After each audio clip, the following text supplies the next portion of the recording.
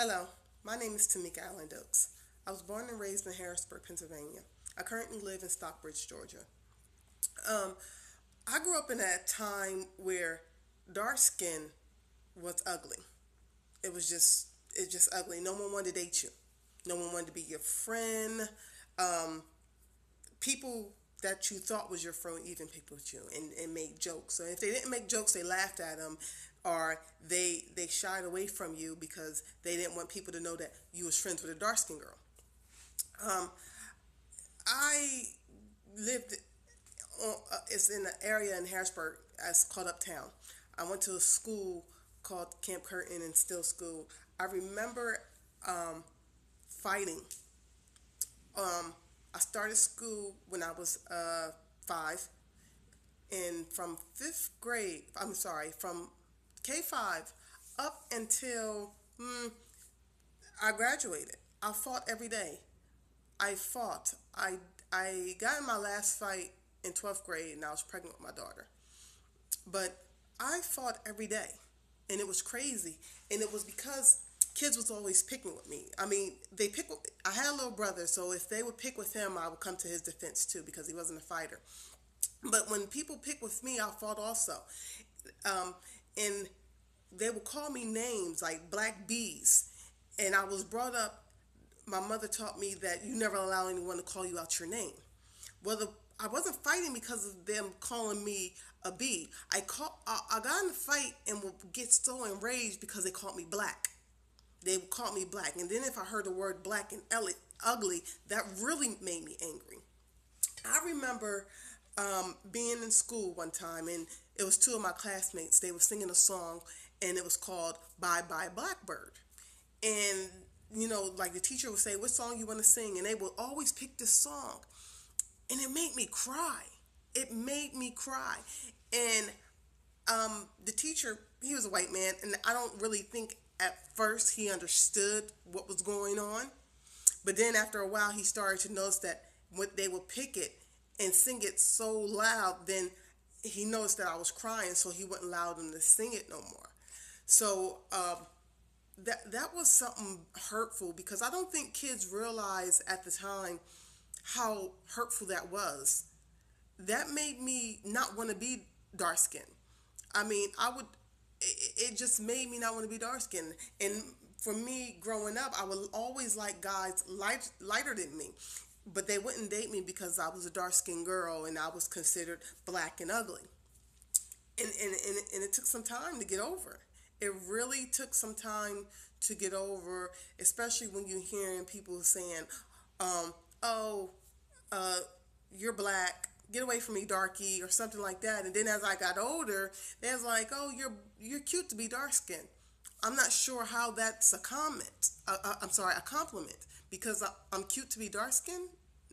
No, I am beautiful, and whether I was dark skinned, light skinned, white, Puerto Rican, whatever, I am still a beautiful woman. It's sad how our culture defines beauty as a complexion or how you dress. Because then that was the other issue. On top of the fact of being dark skinned, I didn't dress like the other kids because I was raised in a single parent home. So my mother couldn't afford all the things that the other kids was wearing. There was times that I didn't get school clothes, so I had to wear whatever was given to me from some friend of hers, or I just had to wear whatever I had left over that I could still fit.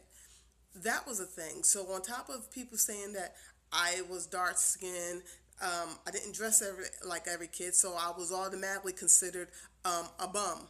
That's the word they would say. Oh, she's nothing but a black bum or something like that. So what happened is I started getting angry and I started fighting. And I needed people to like me. I needed the validation. I had a self esteem that was very, very low. So I needed validation. So what did I do? I started fighting. And I fought every day. Every day. And in the beginning, like I said, it started because people was picking on me or my little brother. But after a while, I started liking it because people started to notice me. And instead of people calling me black, they was they would say, "Oh, that's Tamika. She knows how to fight." Now, don't get me wrong. There were still people saying, "Oh, you talking about Black Tamika?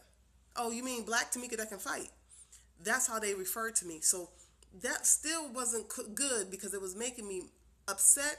But then I started accepting it, like, oh yeah, Black Tamika can fight, so you know not to bother me. And I started using that as validation. And I was like, well, I'm popular. I'm popular throughout the school. I fought so much that I actually flunked seventh grade because I was never in school because I was fighting. Every time I come to school, I'll leave getting kicked out. But people knew who I was. They was like, "Oh, that's Tamika Allen." That's the, and I liked it. It gave me what I needed. It was validation. It was attention. But we all know all attention is not good attention. So as time passed, I hit eighth grade, and um, you know, started quote unquote, I guess, getting pretty. So I started dating my kids' father, which is my ex-husband.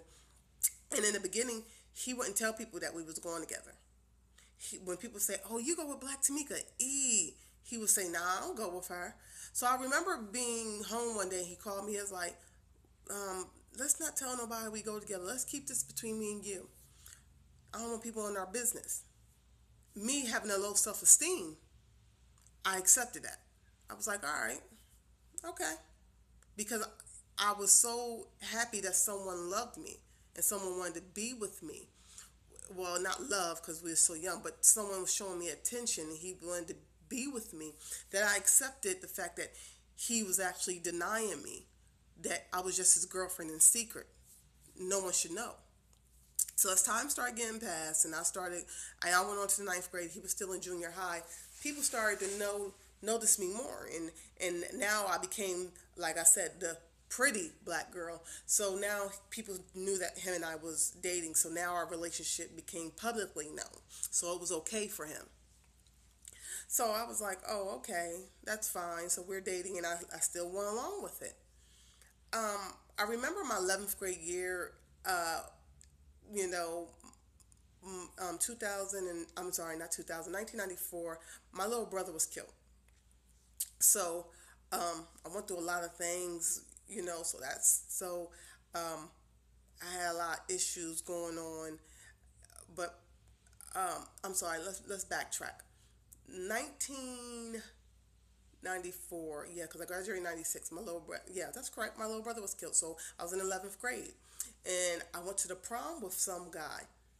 Um, and he needed a prom date. And everybody came up to him like, I know you ain't going to the prom with Tamika, not Black Tamika. I thought that phase of my life was over with. I thought it was completely over with.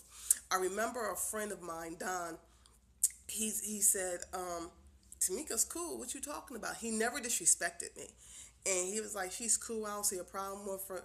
You know what I mean? He told the guy, if you want to take Mika to the prom. She's really good people. And the guy took me to the prom. But he was kind of hesitant at first because everybody was like, they're going to run you. That's Black Tamika. Tamika, she's not pretty. And I was like, wow, that's how it is. Well, I got to the prom. My dress was beautiful. My hair was nice. Everyone loved me. They was complimenting me. And it made me feel good. It made me feel really, really good. And I was happy about that. Well, then 12th grade, I got pregnant. Me and my ex got back together and I got pregnant. And so, I still tolerated some things from him that I shouldn't have. And it led on to after 12th grade, still being with him. And India, and I ended up marrying him in 2001. And 2002 we separated. 2005 we divorced. But during the time that we was together, um, it was still some insecurities. Now, don't get me wrong, he wasn't abusive, didn't mistreat me. It was more of immaturity on both parts. Our marriage ended on both sides. Um, he had some fault and I played some into it also. But I didn't know when we was married, I was still insecure because if I seen him looking at a female that was lighter than me, I wanted to know who she was. It didn't start argument, but I subtly like, hey, honey, who's that? Or I would think in my mind like, oh my goodness, he wants her. He's going. So I would have to try to do something. I was changing my hair. I would make sure I didn't gain weight. I would tolerate some things to keep him because this is the first man that loved me. This is the first man that really cares about me. And in spite of me being dark skinned, he wants to be with me. So it wasn't until I hit about the age of 28 that I realized that I'm beautiful. I'm beautiful. It doesn't matter what my complexion is. I understand I'm dark skinned. This is how God made me. He didn't make any mistake. I am wonderful. I'm fearfully made. This is what God made me, and this is what He intended for me to be, this beautiful black queen. So when my daughter, my second oldest daughter, who is my darkest child, I have four daughters, she came home one day crying because people was calling her Black Crispy, and she was just like, they kept teasing her about being dark skinned. And I remember holding her in my bedroom, and I started crying, but I also was crying for me because I remember that hurt. I remember that pain. It was so unbearable, and I didn't have no one to talk to because my mother wasn't that affectionate mom that I can go and tell her, hey, these people are calling me black, they're calling me ugly, and it hurts, and my feelings is hurting. So this is something I had to deal with, and this is why I acted out so much in school. This is why instead of graduating with second honors, I barely graduated.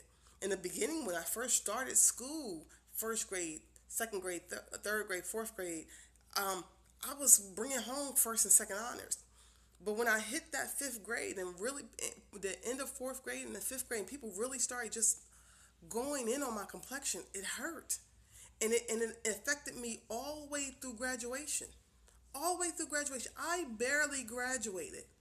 It was the grace of God that I graduated and got my high school diploma because I was so focused on wanting that attention, that validation. So what I'm telling you is that don't allow anyone to define you. You are a beautiful black woman. There's so many different shades, and you are beautiful no matter which shade you are. Black is not ugly. It is beautiful. It is soft. It is radiant. You need to understand and know your worth. Do not allow anyone to tear you down. Do not allow anyone to talk to you any type of way. Do not allow anyone to speak negative things into your life. You stand tall. You stand tall, you stand secure, you stand firm, and know that you are a beautiful black woman.